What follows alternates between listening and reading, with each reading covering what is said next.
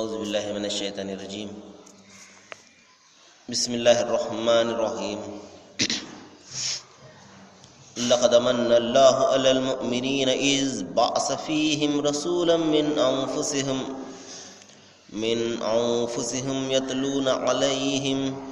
यतलू अलैहिम आयातिहि व युज़क्कीहिम व युअल्लिमुहुमुल किताब वल हिक्मा व इन कानु मिन क़ब्ल लफ़ी ज़लालिम मुबीन।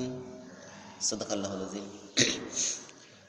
అనంత కరుణామయుడు అపార కృపాశీలుడు పాలకుడు పోషకుడు సర్వలోక సృష్టికర్త అయిన అల్లాహ్ శుభనామంతో ప్రారంభిస్తున్నాను.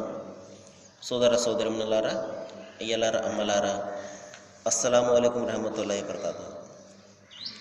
సర్వలోక ప్రభువు మనందరి జీవితాలలో శుభాలను శాంతిని కురిపించునుగాక. ఆమీన్.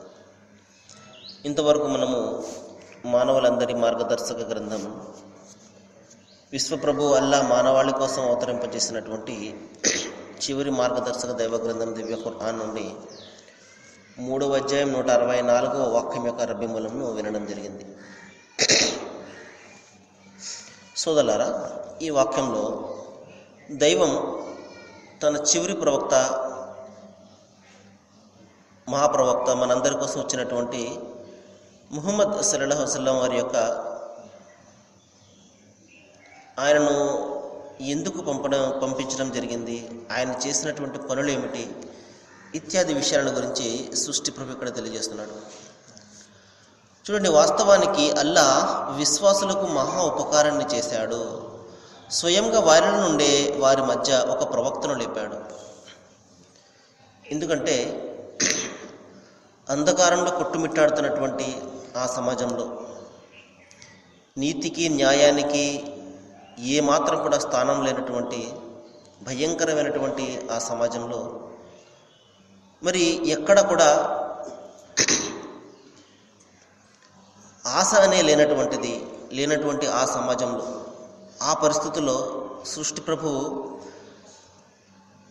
మరి మానవాళి మీద ఎంతో కారుణ్యాన్ని చూపించాడు, కారుణ్యాన్ని కురిపించాడు తన ప్రవక్తను పంపడం ద్వారా.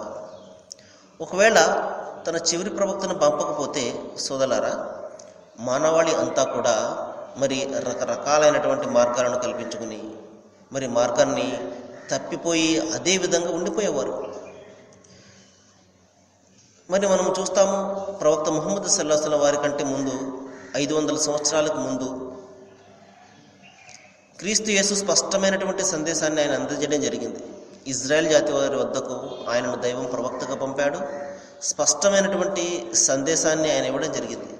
సృష్టి ప్రభువును మాత్రమే ఆరాధించండి, ఎవరికి కూడా మీరు ఆయన స్థానాన్ని ఇవ్వకండి, నాకు ప్రభువే మీకు ప్రభువే అయినటువంటి ఆ సృష్టి ప్రభు అల్లాహ్ను మాత్రమే ఆరాధించండి అని అత్యంత స్పష్టమైనటువంటి సందేశాన్ని ఆయన అందజేసిన తర్వాత కూడా మరి ప్రజలందరూ కూడా మార్గాన్ని తప్పిపోవడం జరిగింది. ఇష్టం వచ్చినట్లుగా మరి తమ యొక్క పద్ధతులను, తమ మార్గాలను కల్పించుకోవడం జరిగింది. ఇంకా అనేక రకాల అనైతికమైనటువంటి పనులలో వారు మునిగిపోవడం జరిగింది. మరి ఉదాహరణకు, ఒకరి ఒంటె మరొకరి పొలంలో గడ్డి మేసింది అన్న కారణం చేత సంవత్సరాల తడబడి వారు నరమేధాన్ని సృష్టించుకునేవారు. మరి వంశాలకు వంశాలు ఈ విధంగా కోపంలో, ఆవేశంలో మరి వారు మునిగిపోయి ఉండేవారు. పగను తీర్చుకోవడంలోనే వారు తమ జీవితాలను ఈ విధంగా వారు ధారపోసేసేవారు. ఇంతటి భయంకరమైనటువంటి పరిస్థితుల్లో ఇంకా వ్యభిచారము విచ్చలవిడిగా జరిగే ఆ పరిస్థితుల్లో, ఆ సమాజంలో ఇంకా మరి మద్యపానం ఏరులే పారే ఏ విధంగా అయితే ఇక్కడ మనకు ప్రస్తుత సమాజంలో మనం చూస్తున్నాము, అదే విధమైనటువంటి పరిస్థితులు అప్పుడు కూడా ఉండేవి. ఇటువంటి సందర్భంలో దైవము మరి మానవాళికి గొప్ప మహా ఉపకారాన్ని చేశాడు. తన అంతిమ ప్రవక్తను ఆయన లేపాడు. తన అంతిమ ప్రవక్తను ఆయన మానవుల నుండే మరి పంపించడం జరిగింది. సోదరులారా, ఒకవేళ దైవము ఈ ఉపకారాన్ని మనకు చేయకపోతే మనము ఆయనను ఏ విధంగా ఆరాధించాలో మనకు తెలిసి ఉండేది కాదు. మనము రకరకాలైనటువంటి సొంతమైనటువంటి పద్ధతులను కల్పించుకొని మరి దైవానికి చేరువవుతున్నాము అనుకుంటూనే ఆయనకు దూరంగా వెళ్ళిపోయేవాళ్ళం. ఈ రోజున మనం చాలామందిని చూస్తుంటాం. నేను దైవానికి అత్యంత ఇష్టడను, ఆయనకు నచ్చినటువంటి పనులే చేస్తున్నాను, ఆయనకు దగ్గరవుతున్నాను అని భావించి మరి ఆరాధన చేసేవాళ్ళను మనం చూస్తున్నాము. వాస్తవానికి మరి ఆయనకు దూరంగా పోయే పనులే మనం చేస్తున్నాము. సోదరులారా, ఇంకా ఎందుకు ఆయన మహా ఉపకారాన్ని చేశాడు అని మనము గమనించినట్లయితే, మనము ఆలోచన చేసినట్లయితే, మనిషి జీవితము కేవలము ఆధ్యాత్మిక రంగానికి అంత మాత్రం కూడా పరిమితం కాదు. కేవలము ఆరాధనతోనే అతని జీవితం ఎంత మాత్రం కూడా సమాప్తం కాదు సోదరులారా. అతని జీవితంలో అనేక కోణాలు ఉంటాయి, అనేక రంగాలు ఉంటాయి. మరి ఈ రంగాలన్నింటిలోనూ అతనికి సంపూర్ణమైనటువంటి మార్గదర్శకత్వం కావాలి. కేవలము నేను 4 గోడల ఆరాధనాలయంలోనే బాగా ఉంటాను, బయట నా ఇష్టం వచ్చినట్లు జీవితం గడుపుతాను. ఎందుకంటే మన ధోరణి ఈ రోజున ఈ విధంగానే ఉన్నది. దైవము, ధర్మము అంటే కేవలము మస్జిదో, గుడో, లేకపోతే చర్చ్. ఇదే మనకు. ఈ 4 గోడల మధ్య మనము దాన్ని పరిమితం చేశాము. కానీ బయట మాత్రము మన జీవితం మన ఇష్టం వచ్చినట్లుగా గడుస్తూ ఉంటుంది. మన వ్యాపారాల్లో, మన లావాదేవీల్లో మన ఇష్టం వచ్చినట్లు మనం జీవితం గడుపుతాము. ఇంకా మన వ్యక్తిగత వ్యవహారాల్లో మన ఇష్టం వచ్చినట్లు మనము అమలు చేస్తుంటాము. ఇంకా ప్రతి వ్యవహారంలో. కానీ దైవము, ధర్మం అంటే నాకు కేవలం ఈ విధంగా దండం పెట్టుకోవడము, లేకపోతే ప్రేయర్ చేసుకోవడము, లేకపోతే నమాజ్ చేసుకోవడము, ఇంతవరకే పరిమితం మనం చేసుకున్నాం సోదరులారా. ఈ విధమైనటువంటి ఆరాధన, ఈ విధమైనటువంటి వ్యవహారము, అమలు దైవానికి ఎంత మాత్రం కూడా ఇష్టం లేదు సోదరులారా. ఈ విషయాన్ని మనం గమనించాలి. ఎందుకంటే జీవితంలో ప్రతి రంగంలోనూ, మనం వేసే ప్రతి అడుగులో, మనం చేసే ప్రతి వ్యవహారంలో కూడా ఆ దేవుని ఆజ్ఞ మేర గడపడమే నిజమైనటువంటి దైవారాధన. ఈ విషయం మనము అర్థం చేసుకోవాలి సోదరులారా. ఈ విధంగా జీవితంలో ప్రతి రంగంలో కూడా మనకు మార్గదర్శకత్వాన్ని ఆయన తన చివరి ప్రవక్త, చివరి గ్రంథం ద్వారా మనకు అందజేశాడు. ఇది మహా ఉపకారాన్ని మనకు చేసినట్లే. అదే విషయాన్ని ఇక్కడ జ్ఞాపకం చేస్తున్నాడు. మరి విశ్వాసులకు నేను మహా ఉపకారాన్ని చేశాను. అదేంటంటే విశ్వాసులకు అంటున్నాడు, అవిశ్వాసులకు ఆయన ఉపకారాన్ని చేయలేదా అన్న ప్రశ్న వస్తుంది సోదరులారా. అంతిమ దైవ గ్రంథం ఖురాన్లో ఒక సందర్భంలో చెప్తున్నాడు, ఈ ఖురాన్ తనను విశ్వసించే వారికి శుభవార్తలు అందజేస్తుంది, స్వర్గమనే శుభవార్తలు అందజేస్తుంది. మరి ఎవరైతే తనను విశ్వసించారో వారికి తమ అవిశ్వాసంలో మరింత అవిశ్వాసాన్ని మరింత అధికం చేస్తుంది అని దైవం చెప్పడం జరిగింది. కాబట్టి ఏ విషయంలోనైనా ఎవరైతే దీన్ని విశ్వసిస్తారో, ఇది సృష్టి ప్రభువు నా కోసం అవతరింపజేసినటువంటి గ్రంథము, ఇది నా గ్రంథము, నేను దీని మార్గదర్శకత్వాన్ని స్వీకరించాలి, నేను నా మరణానంతర జీవితంలో సాఫల్యాన్ని పొందాలి, సృష్టి ప్రభువును నేను సంతోషపెట్టాలి అని ఎవరైతే ఆలోచన చేస్తారో, అని ఎవరైతే మరి కృషి చేస్తారో వారికే ఈ గ్రంథము మార్గాన్ని చూపిస్తుంది తప్పించి ప్రతి ఒక్కరికి కూడా ఈ గ్రంథం మార్గాన్ని చూపించదు. ఎవరైతే దైవాన్ని విశ్వసించడో, ఎవరైతే దైవానికి సాటి సమానాన్ని కల్పిస్తూ ఉంటాడో, ఎవరైతే సాటి మనుషులను, మానవులను, మరి మానవుల కంటే తక్కువైనటువంటి జీవజాలాలను ఎవరైతే దైవాలుగా భావిస్తాడో అతను ఎప్పటికీ కూడా తెలుసుకోలేడు ఈ గ్రంథం యొక్క విలువేమిటో. సోదరులారా, ఇంకా దైవం చెప్తున్నాడు, మరి నేను మీ మధ్య నుండే ఒక ప్రవక్తను లేపాను, మానవుల నుండే నేను ఒక ప్రవక్తను లేపాను అంటున్నాడు. ఎందుకంటే ఒకవేళ ఆయన దైవదూతలను ప్రవక్తలుగా పంపాడనుకోండి, మనిషి ఏమంటాడు అప్పుడు? వాళ్ళు దైవదూతలు కాబట్టి వాళ్ళు అనుసరించగలిగారు, మానవులము మేము ఎక్కడ అనుసరించగలము అనే సాకులు చెప్తాడు మనిషి. ఆ సాకులు చెప్పే అవకాశాన్ని ఇవ్వకుండా దైవము మనుషుల్లోనే ఉత్తమమైన వాళ్ళను, మరి ఉన్నతమైన వాళ్ళను, నైతికబద్ధంగా ఎంతో ఉన్నతంగా ఉన్నవాళ్ళను తన ప్రవక్తలుగా ఎన్నుకొని వారి ద్వారా మానవాళికి ఆయన సందేశాన్ని అందజేస్తాడు. సోదరులారా, ఈ విషయాన్ని మనం గమనించాలి. కానీ మనము ఏం భావిస్తున్నాము అంటే, ప్రవక్తలు అంటే లేకపోతే దైవం తరపు నుండి ఎవరైనా ఏదైనా ఒక సందేశాన్ని అందజేసినప్పుడు వీరు దేవుని యొక్క అంశమేమో, దేవుని అవతారమేమో, లేకపోతే దేవుని కుమారుడేమో అని రకరకాలైనటువంటి పోకడలు మనం పోతుంటాం, విపరీతమైనటువంటి పోకడలు మనం పోతుంటాం. సోదరులారా, దైవం ఏదైతే ఆజ్ఞాపించాడో అది మాత్రమే మనం చేయవలసి ఉంటుంది. ఆయన తన గ్రంథాలన్నింటిలో కూడా ఆజ్ఞాపించాడు. ఏమని? ఆయన మరి లం యలిద్ వలం యూలద్, ఆయనకు ఎవరు కూడా సంతానము లేదు, ఆయన కూడా ఎవరి సంతానం కాడు. ఆయనకు తల్లిదండ్రులు కానీ, ప్రభువులు కానీ, లేకపోతే ఆయన కంటే గొప్పవాళ్ళు కానీ ఎవరు కూడా లేరు. భగవద్గీత గ్రంథాన్ని మనం పరిశీలన చేసినట్లయితే 7వ అధ్యాయం 6వ శ్లోకంలో మనకు చెప్పడం జరిగింది, మత్తః పరతరం నా అన్య కించదస్తి ధనుంజయ. దీని అర్థం ఏమిటంటే, ఓ అర్జున, నాకంటే వేరైనది, నాకంటే ఉత్తమమైనది ఏది కూడా లేదు అని అక్కడ సృష్టి ప్రభు చెప్పడం జరిగింది. కాబట్టి ఎవరికి ఆయన మనము పోలిక పెట్టలేము, ఏ మనిషిని తీసుకురాలేము, మరి ఎవరిని కూడా, ఏ దైవదూతను లేకపోతే ఏ ప్రవక్తను ఎవరిని కూడా తీసుకొచ్చి నీవు దైవము అని చెప్పేసి మనం ఆయనకు పోలిక పెట్టలేము. అంతిమ దైవ గ్రంథం ఖురాన్లో చెప్పడం జరిగింది, లైస కమిస్లిహి షైయన్, నాకు పోలిక ఏది కూడా లేదు, ఈ సృష్టిలో లేదు, ఎక్కడ కూడా లేదు నాకు పోలిక. వలం యకుల్ లహు కుఫువన్ అహద్, నాకు సాటి సమానము ఏది లేదు అని దైవము చాలా స్పష్టంగా చెప్పడం జరిగింది.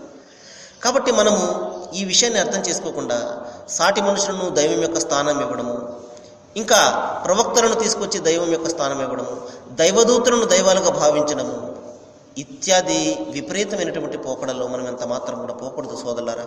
ఇవన్నీ కూడా దైవానికి మరి ఆగ్రహాన్ని తెప్పించేవి. మరి ఇక్కడ సృష్టి ప్రభువు తెలియజేస్తున్నాడు, నేను మీ ప్రవక్తను మీ నుండే నేను మరి లేపడం జరిగింది. మరి ఆయన ఏం చేస్తాడు? ఆయన నా వాక్యాలను వారికి వినిపిస్తాడు.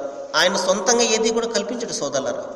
చాలామంది భావిస్తుంటారు ఖురాన్ ప్రవక్త ముహమ్మద్ వారు రచించేశారండి అని చెప్పేసి. ఎందుకంటే ఒక విషయం పట్ల మనకు అవగాహన లేక, మరి దాని గురించి సరైనటువంటి సమాచారం లేనప్పుడు మనము కొన్ని రకరకాలైనటువంటి మాటలు కానివ్వండి, అభిప్రాయాలు కానీ కల్పించుకుంటాం. ఎందుకంటే జ్ఞానం లేకుండా మనం ఎవరో ఏదో చెప్తే, పలానా వాళ్ళు ఏదో చెప్పారు అని ఒక దాని గురించి మనము ఒక అభిప్రాయాన్ని కల్పించుకుంటాం సోదరులారా. కానీ దానివల్ల ఏ ప్రయోజనం కూడా ఉండదు. మనము సత్యాన్ని గ్రహించి దాని మీద ఒక అభిప్రాయాన్ని కల్పించుకోవాలి.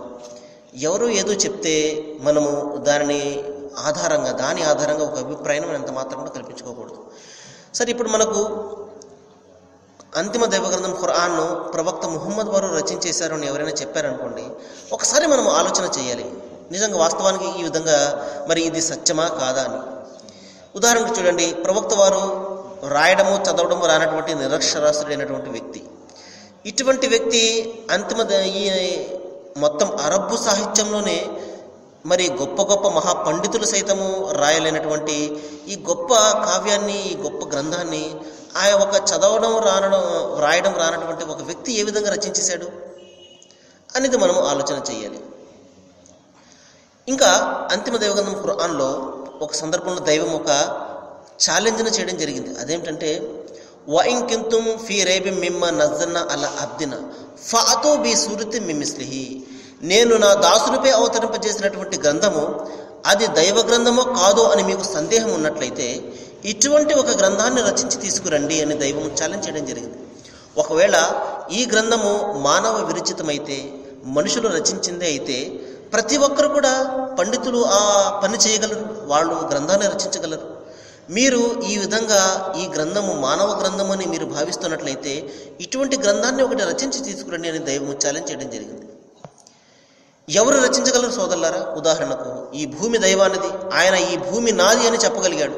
మనం ఎవరైనా నేను ఈ భూమిని సృష్టించాను అని, లేకపోతే ఆకాశాన్ని సృష్టించాను అని ఎవరైనా చెప్పుకోగలరా? ఎవరు కూడా ఆ విధంగా చెప్పుకోలేరు. కాబట్టి సోదరులారా, మరి ప్రవక్త ముహమ్మద్ వారు ఏదైతే దైవం తనకు ఆజ్ఞాపించాడో అది ఆ ప్రజలందరికీ కూడా ఆయన వినిపించడం జరిగింది. మరి ఈ విషయాన్ని గురించి మనకు బైబిల్ గ్రంథంలో కూడా చక్కటి మాట ఒకటి కనబడుతుంది, ఒక ప్రవచనం కనబడుతుంది. ద్వితీయోపదేశకాండము 15వ అధ్యాయం 15వ వాక్యాన్ని మనం పరిశీలన చేసినట్లయితే, మరి నా నామమున అతను చెప్పు మాటలను ఎవరైతే వినరో వారి గురించి నేను విచారణ చేసేదను అని అక్కడ చాలా ఖచ్చితమైనటువంటి ఒక హెచ్చరికను కూడా మనం చూస్తాం. కాబట్టి దైవనామంతో ఆయన చెప్పినటువంటి విషయాలను మనము కొట్టిపాడేసినట్లయితే ఇది నాకు సంబంధం కాదు అని మనము దైవం వద్ద సమాధానం చెప్పుకోవాల్సి ఉంటుంది. ఇంకా ప్రవక్త వారు వచ్చి ఏం చేస్తారు అంటే వారి జీవితాలను తీర్చిదిద్దుతారు.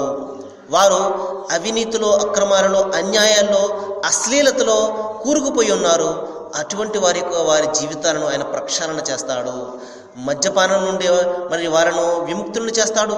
వ్యభిచారము ఇంకా రకరకాల అన్యాయాలు, అక్రమాలు, అవినీతి పనుల నుండి వాళ్ళను పవిత్రులుగా చేస్తాడు. మరి ప్రపంచానికి మార్గదర్శకులుగా ఆయన మార్చివేయడము మనము చరిత్రలో చూస్తూనే ఉన్నాము. ఆ తర్వాత సోదరులారా, గ్రంథాలను, వివేకాన్ని కూడా ఆయన వారికి నేర్పుతాడు అని తన ప్రవక్త ఏ పనులైతే చేస్తాడో వాటిని గురించి సృష్టి ప్రభు తెలియజేయడం జరిగింది. సరే సోదరులారా, మరి కొన్ని విషయాలు మనము రేపు మాట్లాడుకోవడానికి ప్రయత్నం చేద్దాము.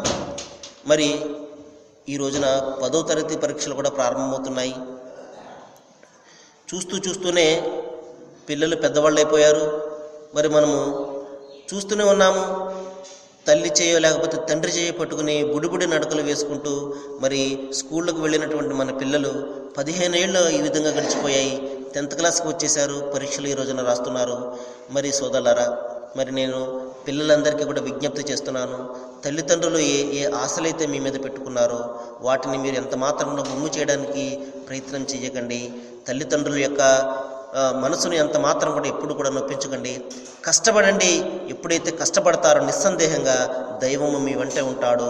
కష్టపడిన వారికి తప్పనిసరిగా ఆయన ఫలితాన్ని ప్రసాదిస్తాడు. కాబట్టి ప్రశాంతంగా ఉండి మీరు పరీక్షలు రాయండి. నేను మనందరి దైవాన్ని ప్రార్థిస్తున్నాను. ఆ సమయంలో పరీక్షా సమయంలో మీ అందరికీ కూడా చదివినటువంటి విషయాలన్నీ కూడా జ్ఞాపకం వచ్చేలాగా మీ మనసు ప్రశాంతంగా ఉండి అన్ని ప్రశ్నలు కూడా మరి బాగా వ్రాసేలాగా దైవం మీ అందరికీ కూడా మరి జ్ఞానాన్ని ప్రసాదించాలని, అందరికీ కూడా మరి దైవము మంచిని చేయాలని, బాగా మీరు పరీక్షలు రాసి జీవితంలో ఉన్నతమైనటువంటి స్థానాలకు వెళ్ళాలని నేను మనస్ఫూర్తిగా సృష్టి ప్రభు అల్లాహ్ను ప్రార్థిస్తూ ముగిస్తున్నాను. వాఖిరు దవానా అనిల్ హమ్దులిల్లాహి రబ్బిల్ ఆలమీన్. అస్సలాము అలైకుం.